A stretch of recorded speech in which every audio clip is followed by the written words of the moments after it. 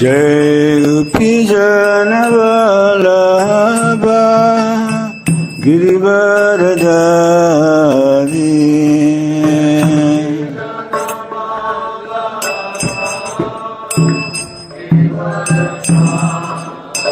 Yashodanandana Brajajanarandana Yamunatiravanachariye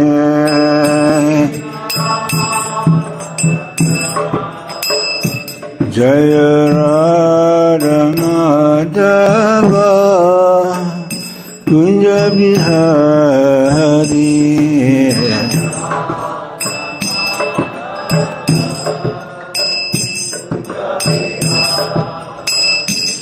Hare Krishna, Hare Krishna, Krishna Krishna, Hare Hare, Hare Rama, Hare Rama, Rama Rama, Hare Hare,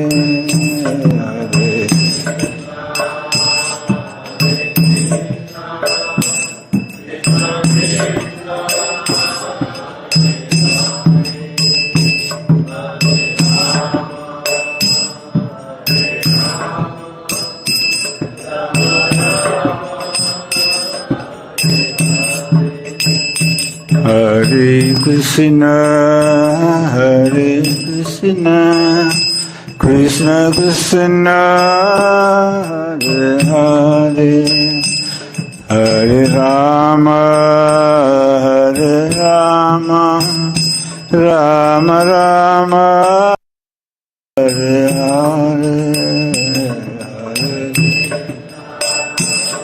Hare Krishna, Krishna Krishna, Hare Hare, Hare Rama, Hare Rama, Rama Rama, Hare Hare, Hare Krishna, Hare Krishna, Krishna Krishna, Hare Hare, Hare Rama, Hare Rama, Rama Rama, Hare Hare.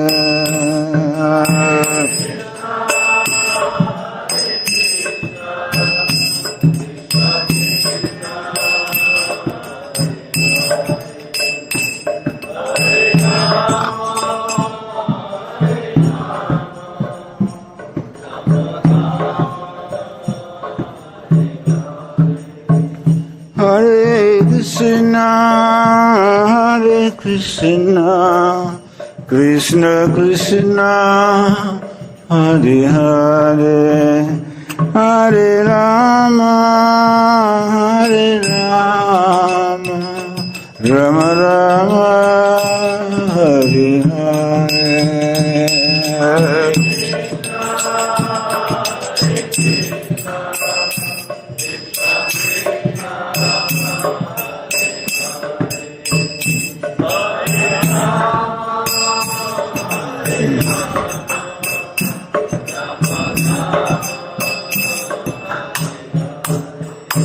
Hare Krishna, Hare Krishna, Krishna Krishna, Hare Hare, Hare Rama, Hare Rama, Rama Rama, Hare Hare, Hare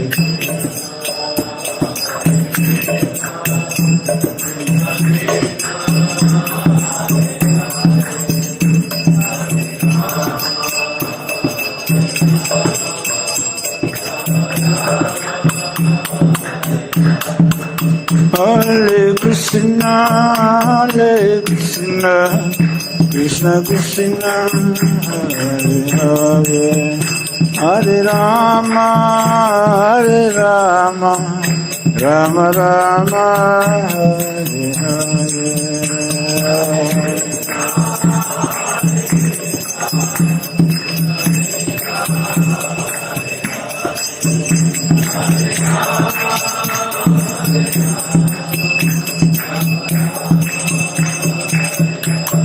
Jaya Prabhupada, Prabhupada, Prabhupada, Srila Prabhupada.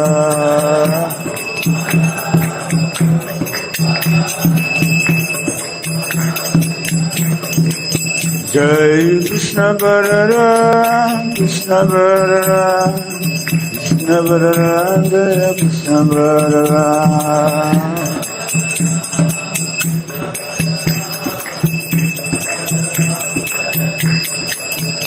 Jai Shri Radhe Shyam, Jai Radhe Shyam, Jai Radhe Shyam, Jai Radhe Shyam.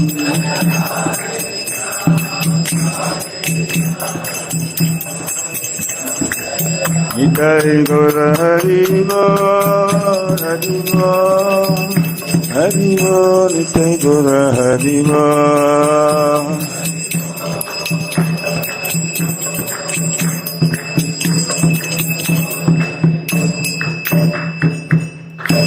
Jayam Vishnupada Paramahamsa Parivragacchara Astata Srimad Abai Chanaravinda Bhakti Maharaj Prabhupada ki Ananda Koti Vaishnava Vrindam ki Namacharya Shri Haridas Thakur ki Prem se Kahor Shri Krishna Chaitanya Prabhupada Shri Advaita Gadadhar Shri Prasad Go Bhakta Vrinda ki Jai Shri Radha Krishna Gopinath Shama Kunda Radha Kunda Shri Guru Govardhan ki Vrindavan Dham Mathura Dham ki Navadip Mayapur Dham ki Jai Shri Jagannath Puri Gurushotam Dham ki Idai Gaura Premanandi. All glories to the assemble of the devotees.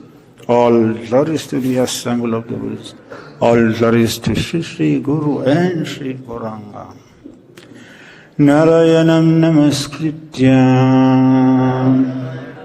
naram chaiva narottamam devim saraswatim vyasam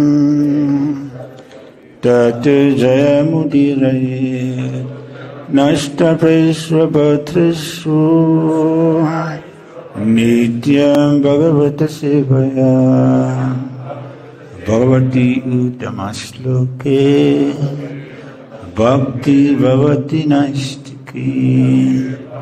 Om Namo Bhagavate Vasudevaya. Om Namo Bhagavate Vasudevaya. Om Namo Bhagavate Vasudevaya.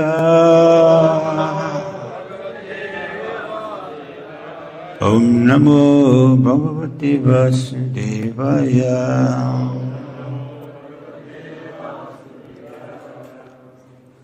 So we're reading from the 10th canto, chapter 70, text number 20 what? 38. Oh, the mark is on the wrong side. Okay, 38.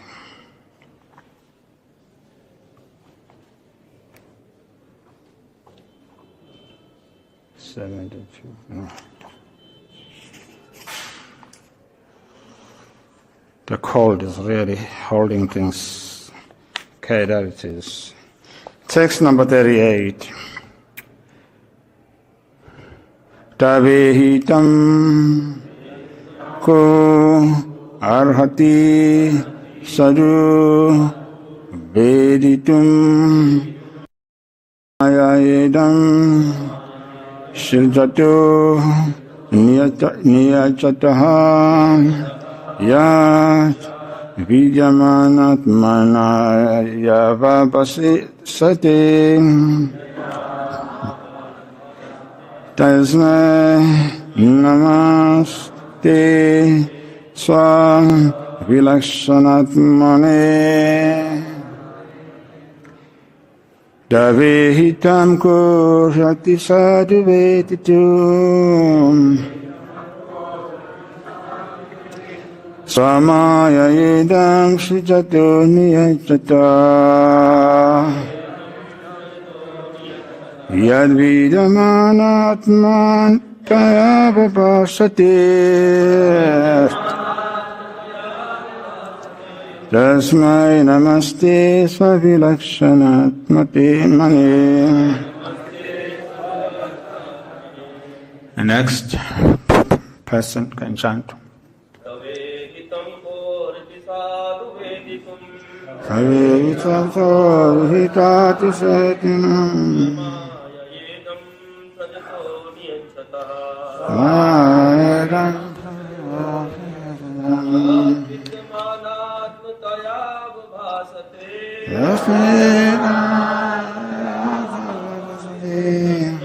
namaste sva-vilakṣaṇātmane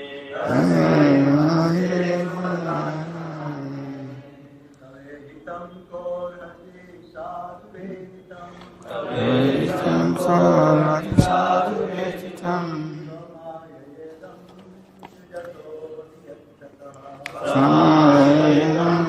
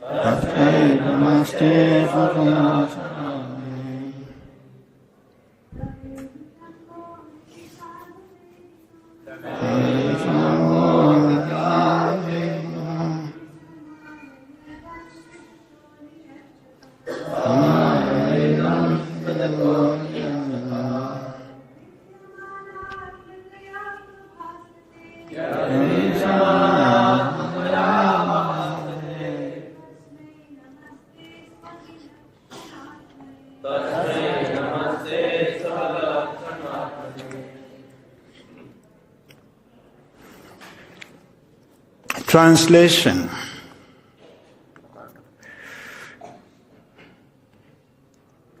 Who can properly understand your purpose? With your material energy you expand and also withdraw this creation, which thus appears to have substantial existence.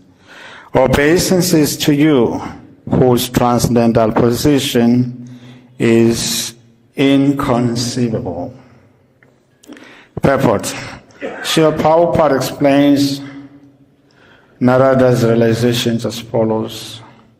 My dear Lord, by your inconceivable potencies, you create this cosmic manifestation, maintain it, again dissolve it. It is by dint of your inconceivable potency only that this material world, although a shadow representation of the spiritual world, appears to be effectual. No one can understand what you plan to do in the future.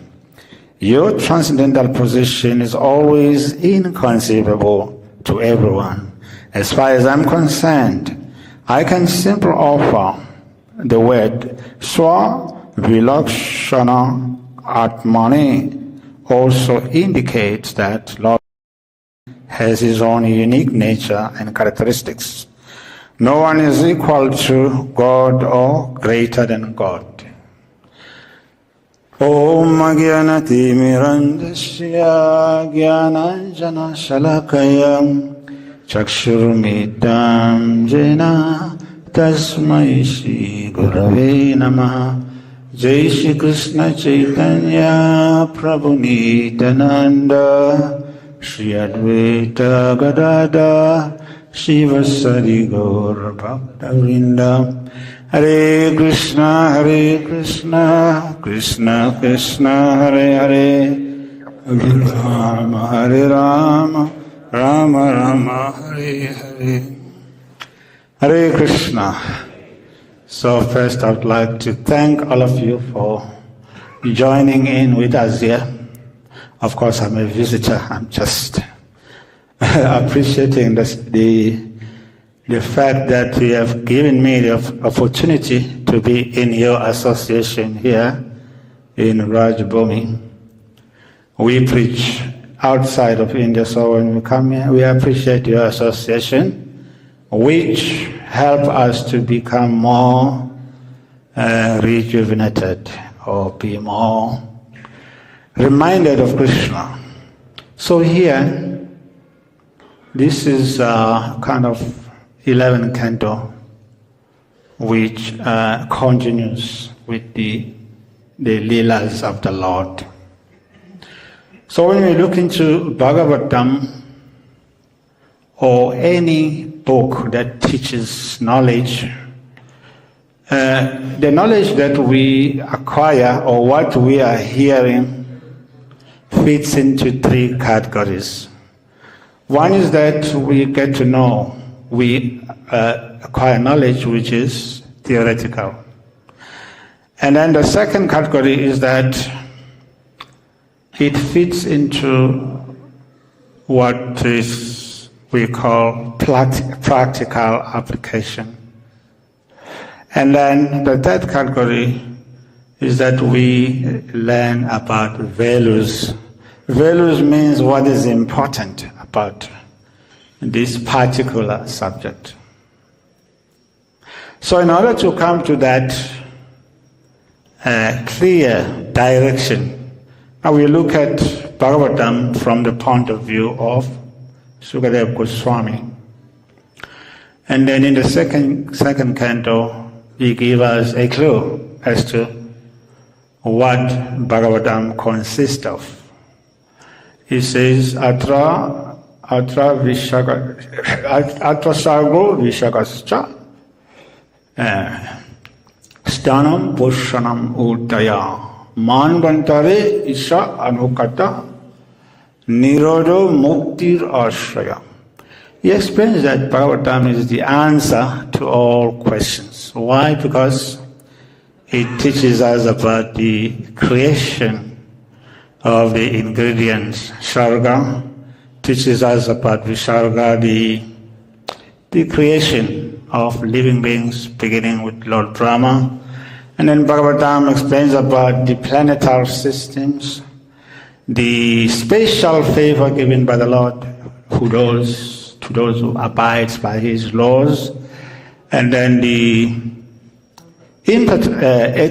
impetus for activities, and then Manvantare, the different manus who come and rule this universe.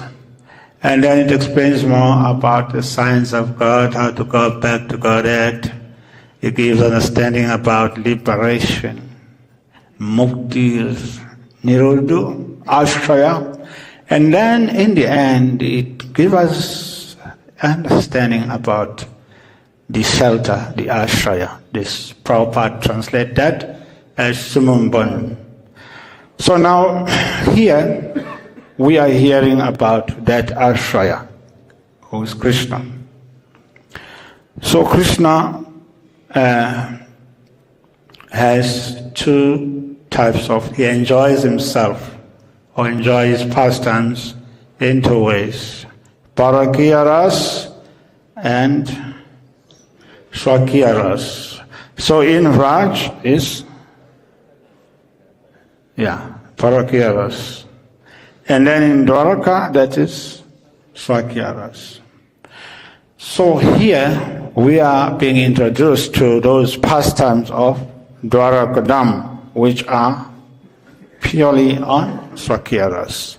So in the beginning of this chapter, this is Sukadev Goswami speaking. He explained how at dawn the queens of Dwaraka, they were feeling very uncomfortable in the embrace of their husband, Lord Krishna, who had expanded into many forms to give them company.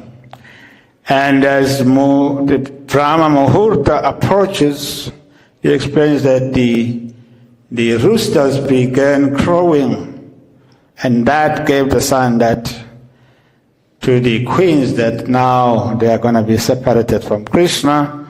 And then Krishna, after that, during the Brahma Muhurta, he got up, and then he cleanses himself, and then he begins his rituals, different worships. So this is part of, you could say, Vedic Grihastha life, which the Lord is exemplifying here. Part of Grihastha life in Vedic system is that they offer 5 kinds of yagyas. One of them is to offer fire yagya for the benefit of those people who are departed in a family, and also to appease the controllers of this universe, different devils. Another yagya is to offer food to the sadhus that go around door to door. Also offer food that is cooked in the house. Another yagya that they did was to hear, grant the scriptures from sages that happen to be visiting in that community. So Lord Krishna also did exactly that. Yes, so he got up in the morning, he did his different duties, and then after that he goes to the court.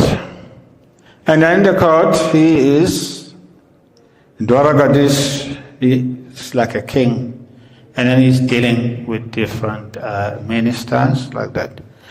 But here, now Narada Muni, after witnessing all those activities of the Lord, he is appreciating him here. He says that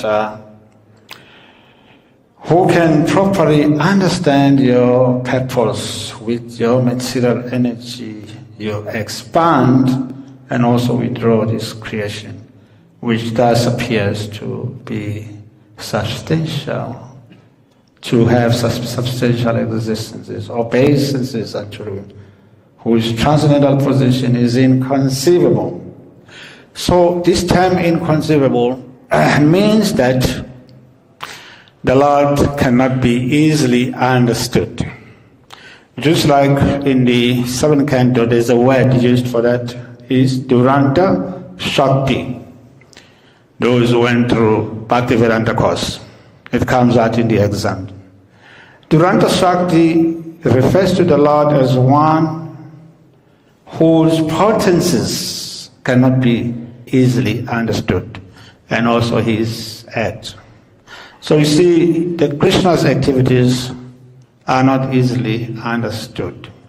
How can we understand them? So that is explained in the Bhagavatam, 2nd canto, chapter 9, verse 39 says, Jnana parama guyam me yad vigyana samantitaḥ sarahasyam tad angam cha girhana gatitam maya. This verse was spoken to Lord Brahma as kind of instruction by the Lord. Jnana means knowledge. Jnana guyam means confidential. Knowledge about me as revealed in the scriptures is confidential. It can be understood in conjunction with devotion. Rasa hasyam. So only those who have devotion to the Lord can understand His activities, His pastimes. Otherwise, to others, they are bewildering. Why? So the acharyas explained that they are enacted under the direction of Yogamaya. So Yogamaya has two aspects. One is called Unmukhi Mohini, which means she brings together the Lord and His devotees to perform pastimes. And then the other aspect of Yogamaya is Mugdha, which means he bewilders them. He makes Krishna think that he's just boy, and or he has done something wrong, now he is in fear of Mother Yasoda, and all that. That is the control of the Yogamaya. So in a similar way, these pastimes of Dwarka are the pastimes of the Lord where He is enjoying the relationship in Swakya-ras. So in Swakya-ras, there are rules. Yes. Whereas in Vrindavan, in Parakya-ras, there are no rules. So in that way, the example is given also in Chaitanya Charitamrita in relation to Lord Jagannath, how despite the fact that Lord Jagannath is taken to Gundicha, which is the temple of Lakshmi, yes, and spend time there, but he is intensely desiring to go to Vrindavan and experience Parakya-ras. So when Jagannath leaves Gundiya and go to the car to go to Vrindavan, he becomes very ecstatic. Yes, so in that way, Bhaktisiddhanta Saraswati explains that Parakya-ras that is happening in Vrindavan, it gives more pleasure to the Lord than Swakya-ras. But we should not be mistaken, think that maybe Parakya-ras, Swakya-ras is inferior. No, it's not inferior. It's just that it gives another level of enjoyment to the Lord. Just like you have the Gopas, the friends of Krishna, like Subha, Madhumanga, they give Krishna another pleasure. But when you go to the Gopis, that's another relationship. But it doesn't mean that the pleasure that he gets from the Gopas is different. It's not satisfying. It's just different type of happiness that he enjoys with the boys, eating ladus, chasing calves, mocking frogs, doing mock fighting. These pastimes give pleasure to Krishna, but it's another level. So in that way, all the pastimes of Krishna should be equally accepted because they give pleasure to Krishna. Yeah, they give pleasure to Krishna. It's just that they are at different levels. So in that way, Lord Krishna, he performed pastimes in Raj, and then he goes to Mathura and he performs pastimes. And from Mathura he goes to Dwarka. All these pastimes give pleasure to the Lord. Yes. At different times. Yes, but the topmost are the Parakya pastimes of Raj. That's the highest. It's just like if you have varieties of sabjis on your plate. It's just like when I first came to the temple, I was amazed how devotees eat. You see, they had gulab jamuns, they had sweet rice, there were there was a rice that was yellow. Another rice is like with cashew nuts and green beans. You know, the plate looks very, very colorful. So we were coming for Sunday feast called Love Feast. It's just called Sunday Love Feast. And we couldn't believe, yeah. And we didn't know where to start. But this is all Mahaprasadam. Whether you start with the sweets or you start with the paneer, you start with the rice, it's just all Mahaprasadam. Yeah, so that way the pastimes of Lord Krishna are like that. There is variety, but Krishna enjoys all this variety. Because if you just happen to have just one item, biryani, okay, Krishna tells us, I'm eating biryani every day. Can't you try something else? Because Lord Krishna relishes variety. Yes. Now it's just one aspect of pastimes, but he has different pastimes. Therefore, he is called Madhuram, Adaram, Madhuram, Hasitam, Madhuram. Everything about Krishna is sweet. His face is sweet. Venu Madhuram, his flute also is very sweet. Gopi Madhuram, his gopis are sweet. Yes. So everything about Krishna is contributing to Krishna's sweetness. So even these pastimes of Dwaraka also, they are sweet. Because Krishna is there also in Dwaraka. So in that way, when we have this understanding, and then we won't have problems. We will relish Krishna's pastimes in every part of the Bhagavatam.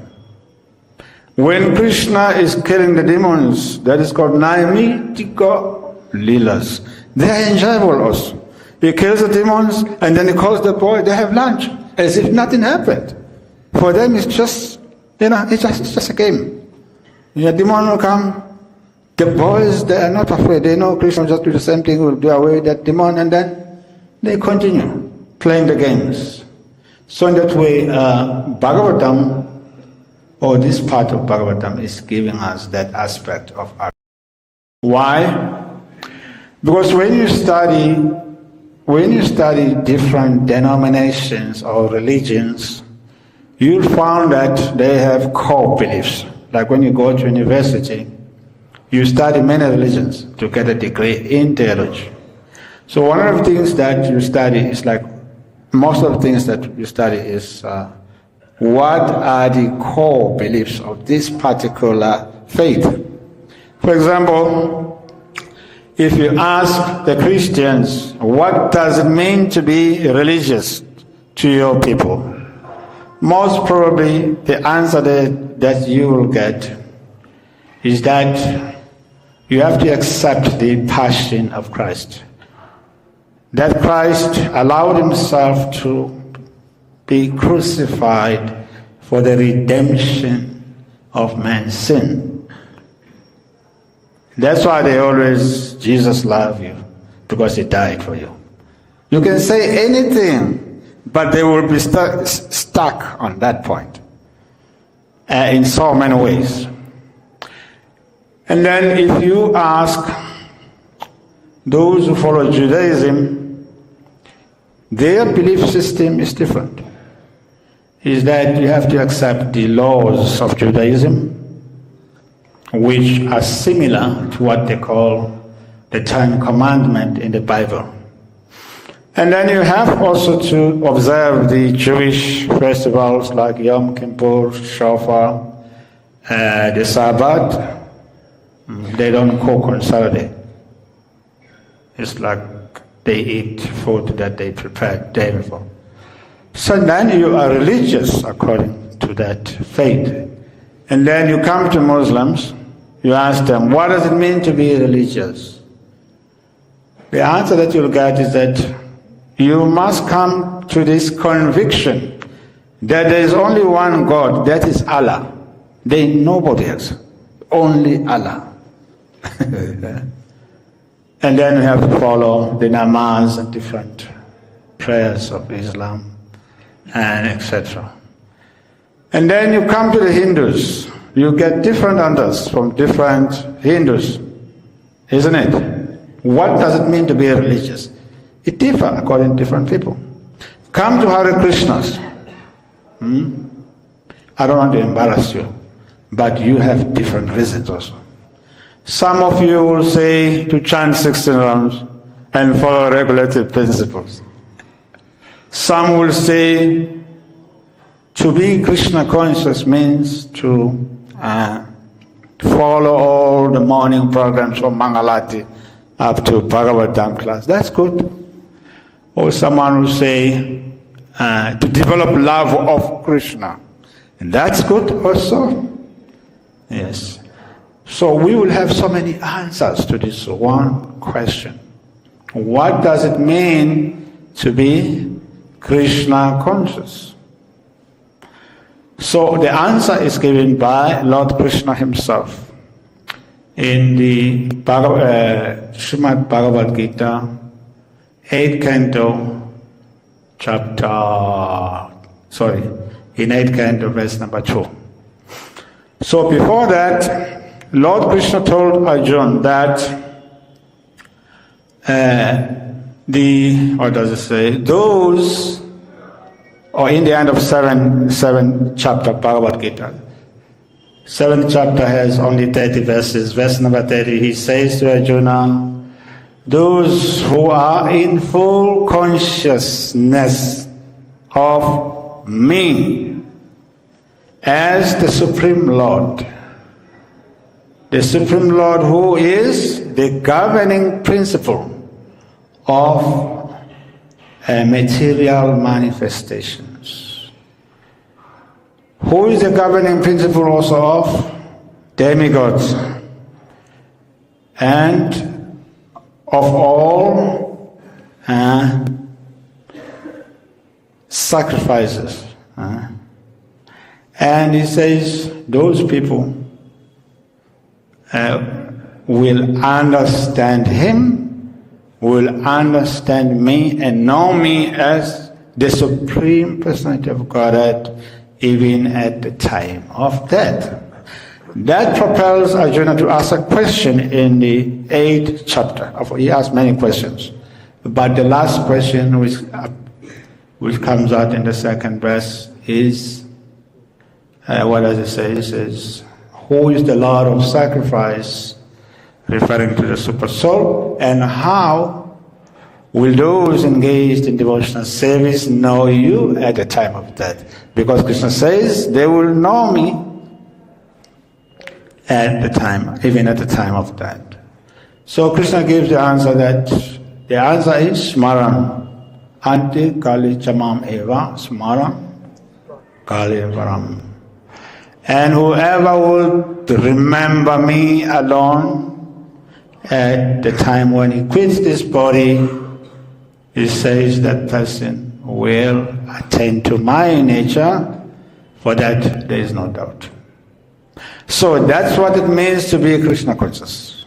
Everything that we are doing, every class that we are hearing is supposed to help us to remember Krishna. That's the answer that Lord Krishna himself gives. Is that okay? I know you are scholars here. So that's why I'm trying to give you the Shastra, not my realization.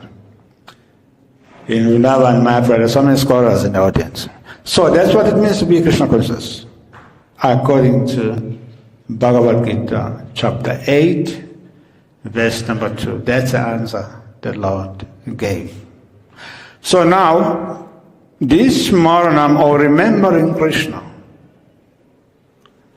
according to the Acharyas, according to Prabhupada and Bhaktivinoda Thakur, it can develop in 5 ways. One is dharana, which means we remember, we concentrate. That's when one begins to concentrate, just like in the Bhagavad Gita 2:41, Krishna says, "Vyavishayatmika buddhi ekkeha kurunadana." That those who are on this path are resolute, paying undivided attention, resolute. I've seen that. Sometimes you go to Loi Bazaar, there are so many hooters, there are so many motorbikes. You know, you are distracted by traffic, you even forget what you're going to buy. You see? Krishna says, resolute. So that resolution and purpose is what is called dharana, in remembering Krishna. And then another level after that is called dhyan, like Bhagavad Gita chapter 6 is called dhyan yoga. That means absorption, meditation, meditative way of remembering Krishna. So how do we do that? Is like we can remember Vrindavan. We can remember the places like Dalavan. Who was killed in Dalavan? Dhenukasura. We can remember some of the forest of Belvan. What happened? Belvan. Oh, Lakshmi Devi came to perform tapasya in Belvan. You see? We can remember Bandira Van. What happened in Bandira? Oh, Vatsasura came there and he was killed in Bandira Van. Beautiful. So that way, according to the acharyas, that is dhyan, meditation become remembrance of Krishna's places of pastimes and the pastimes he performed there. So that way, that's how our smaranam or remembrance of Krishna can grow. But it needs to be concentrated. Vyavishayatmika, resolute in purpose. So in that way, what it means to be Krishna conscious for us, it means to remember Krishna.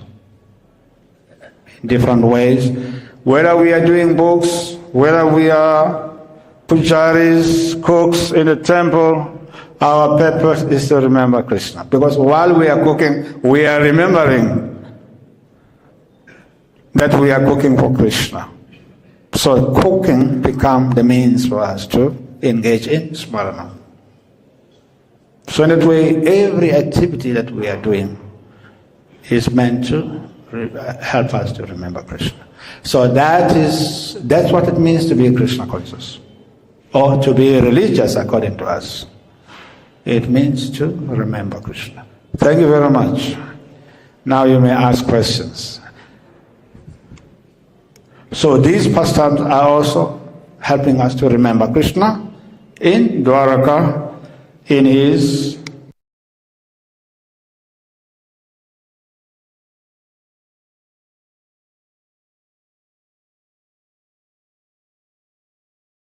for smaranam, to help us to remember Krishna. Any question? Yes, Prabhu. Yes, Prabhu.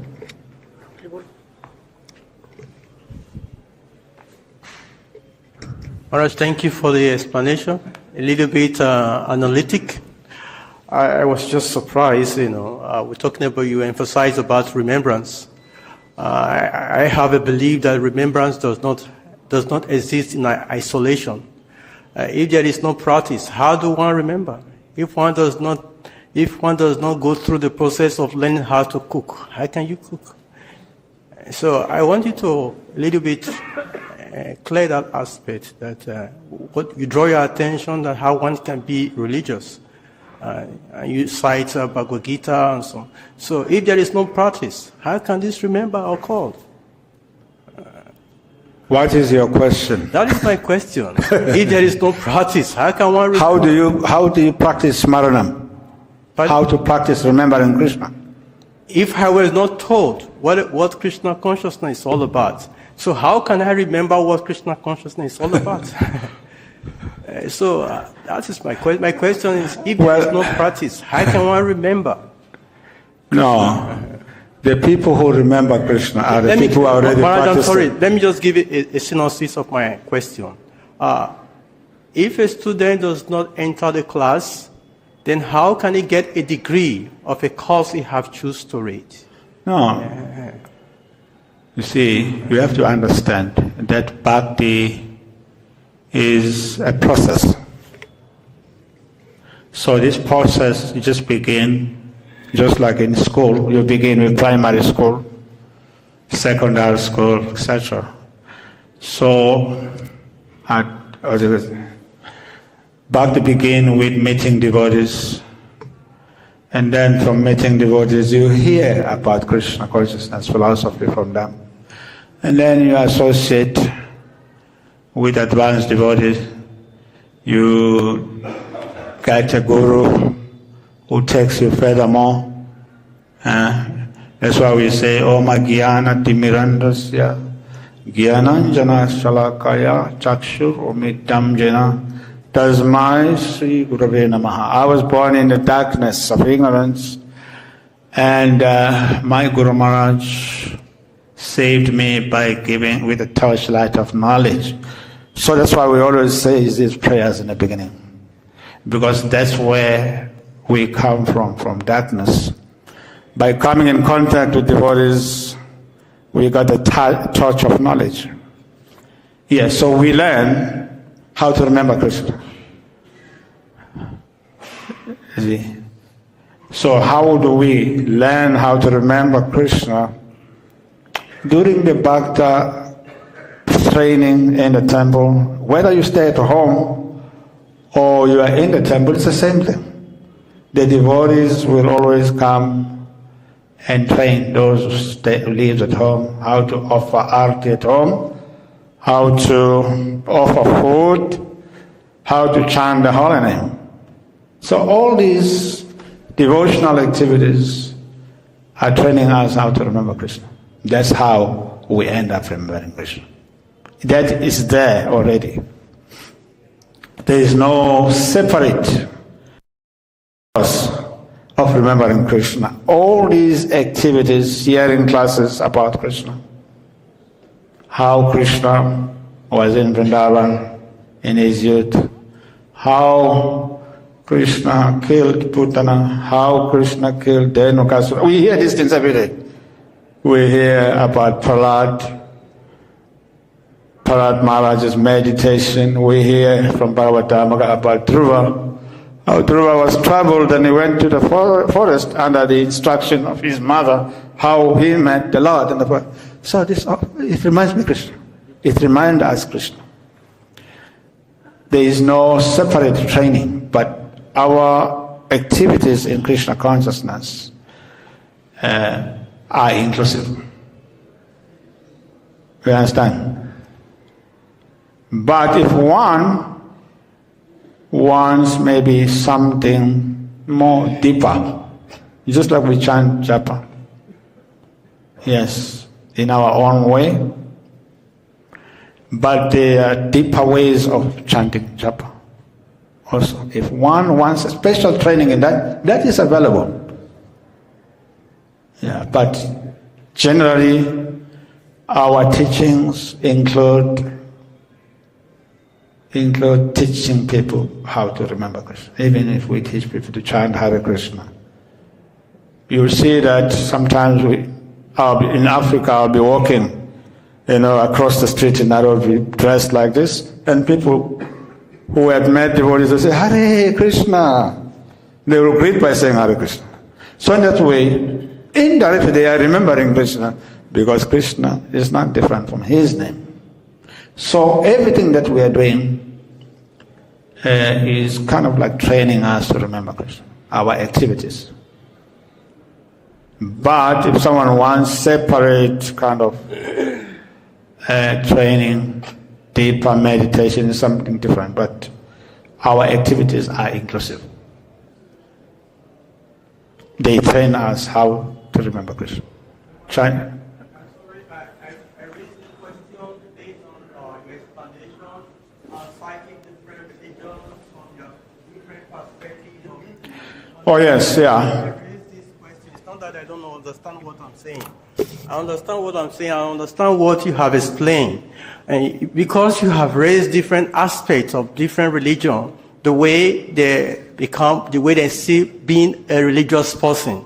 And you also draw it to our attention, the way devotees see, a religious person. So you cite Bhagavad Gita, and you also cite a portion of Srimad Bhagavatam, what Krishna says. So I ask, if there is no practice, can one remember Krishna? That is just my point. No one can, Prabhupada write in the purport to text number 585 that no one can remember Krishna without practice. But we, in Krishna consciousness, we are all practicing. All the devotees. But some people who are not devotees, they cannot just remember Krishna without practicing. Yeah. And that's what Prabhupada says in the purport. Thank you. Yes, Hare Krishna Maharaj. Done? Thank you so much for the nice, wonderful explanation on Swakiya and Parkiya. When we talk of the Krishna's pastimes based on the Swakiya and Parkiya, in Bhagavad Gita 4.9 he says, Jan kamya cha divyam evam yoti tatvataha taktva dehan prajam neti mameti swarjuna. So he's talking about tatvataha. So in this Swakiya and Parkiya, how do we understand the tatvataha aspect? yes, basically the truth. There are different ways of answering this question.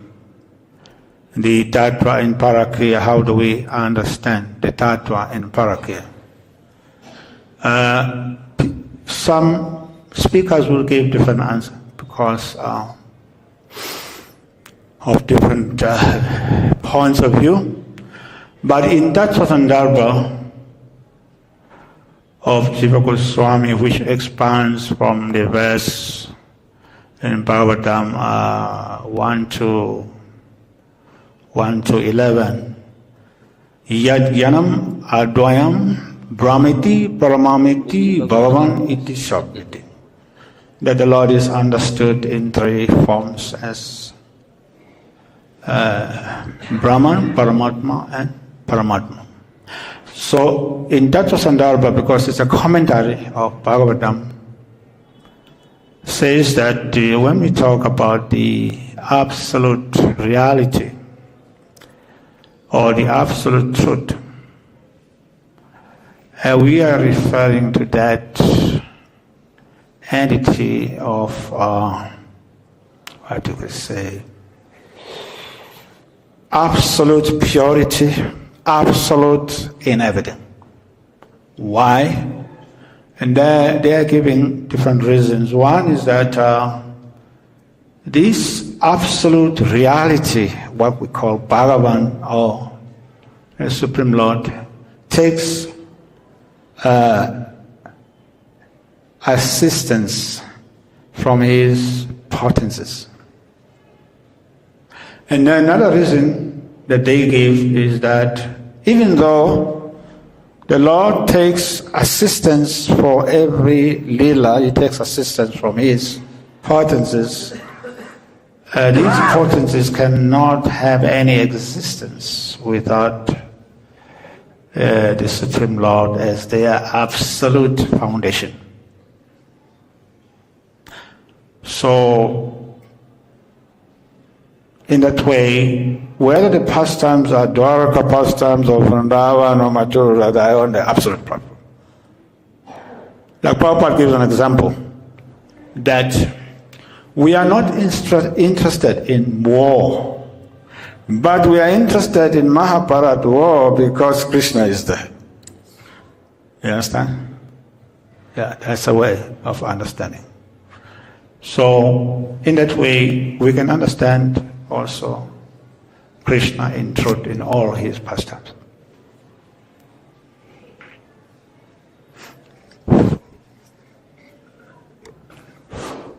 Hare Krishna Maharaj Ji for the wonderful class.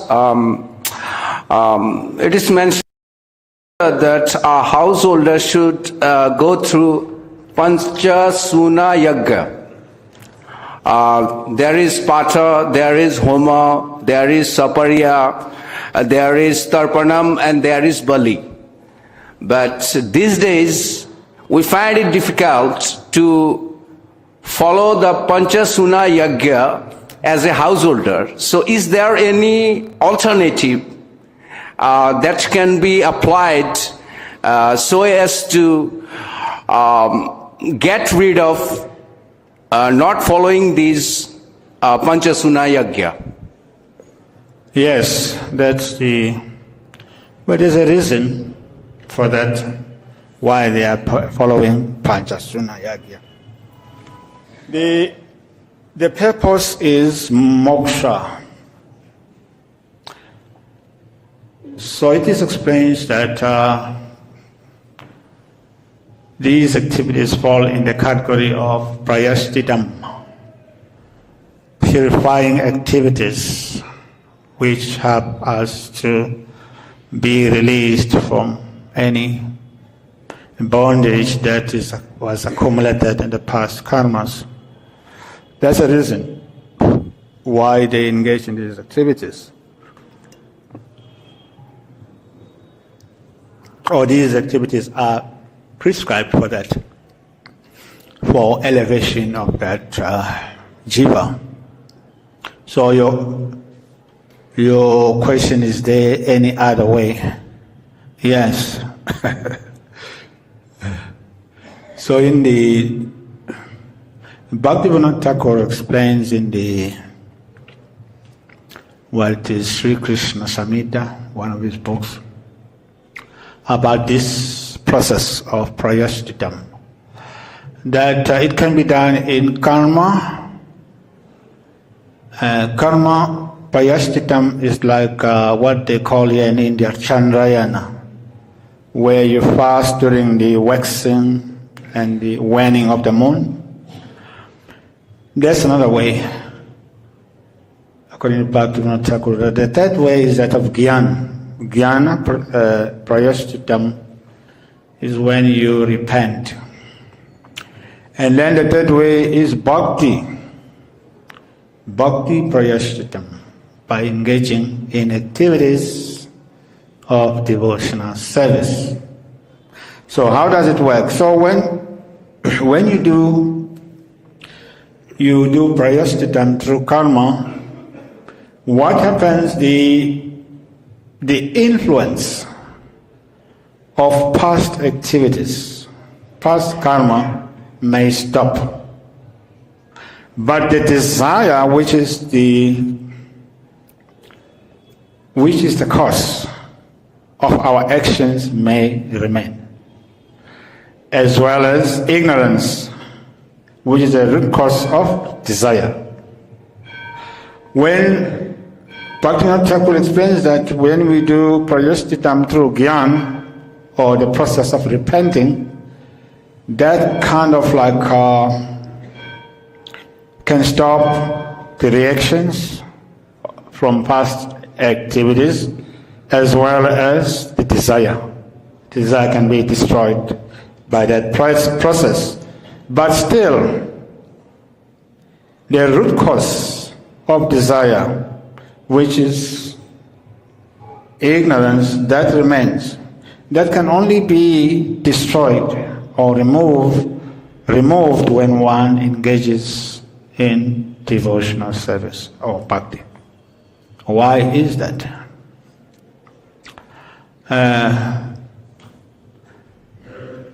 Bhaktivinoda Thakur also explained what is bhakti in his Krishna Samhita, commenting on this verse 2:9, that was rasahasyam, with devotion. He says that with devotion refers to the activities of the living entity as well as the activities of the Lord that can be said to be the science of love. Understand? So then, that's why bhakti removes everything, stops everything. Why is that? Because the The root cause of our ignorance in this world is aversion towards the Lord. Ichadvesa samudena sambhavam. Krishna says because of desire and hate. That's why the living entity is in the material world. Avaranatmika, Prabhupada says, Avaranatmika Prakshapatmika. That when the living entity comes to material existence, the material energy covers his real knowledge about his relationship with the Lord and bring him down to this imprisonment. So the reason why the living entity is struggling is because that knowledge of his eternal relationship with Lord now has been taken away from him. Manahasastrandyani pratishtani karshati. Krishna says in Bhagavatam, with the mind he becomes the servant of his mind and the senses.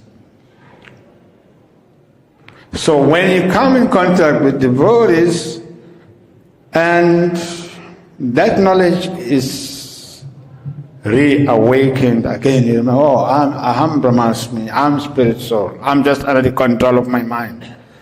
And that's why I'm suffering. And then everything becomes clear.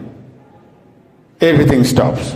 He stops engaging in those activities that increases his bondage. So in that way, that's another way. Thank you. Of doing it according to Bhakti. Thank you, Maharaj.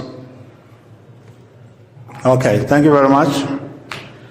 Srila Prabhupada ki, Grantaraj Bhagavatam ki.